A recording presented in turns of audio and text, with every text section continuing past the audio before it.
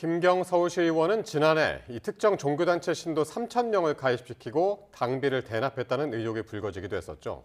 그런데 그 뒤 곧바로 이 사무실 컴퓨터를 초기화해 시의회로 반납한 것으로 파악됐습니다.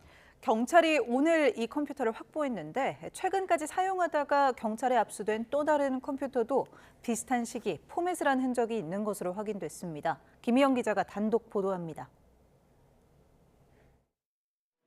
국민의힘은 지난해 10월 초 김경 서울시 의원을 경찰에 고발했습니다. 특정 종교단체 신도 3,000명을 당원으로 모아 당비를 대신 내주고 김민석 총리의 지방선거 경선을 지원하게 하려 했다는 의혹입니다. 당원 가입하고 이런 거는 문제가 아닌데 돈을 우리가 이렇게 이제 받아서 하게 되면 나중에 또 이게 그 돈이 문제가 되지 않나 하는 지금 생각이세요.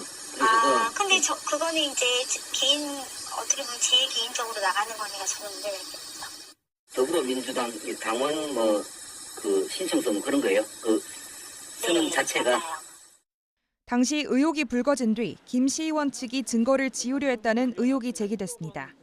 지난해 10월 김 시의원 사무실에서 컴퓨터 2대를 일주일 간격으로 시의회에 반납했는데 이 가운데 한 대가 포맷된 상태였던 것으로 파악됐습니다. 시의회 관계자는 처음 반납된 컴퓨터가 초기화된 것을 확인하고 이후 반납한 컴퓨터는 오해받을 것을 우려해 아예 켜보지도 않았다고 설명했습니다. YTN 취재 결과 경찰이 이 컴퓨터 2대를 압수수색 이튿날 오전 이미 제출받은 것으로 확인됐습니다. 또 압수수색 당시 김경 시의원 측이 최근까지 사용하던 컴퓨터 한 대도 확보했는데 여기서는 지난해 10월 8일 하드디스크가 포맷된 흔적이 발견됐습니다. 김 시의원은 1억 공천원금 의혹이 불거진 뒤 메신저에 재가입한 것으로 파악되면서 증거인멸 의혹이 불거진 상황. 경찰은 이번에 확보한 컴퓨터를 포렌식해 김 시의원이 종교단체 동원 의혹과 관련해서도 증거인멸을 시도한 정황이 있는지 살펴볼 방침입니다.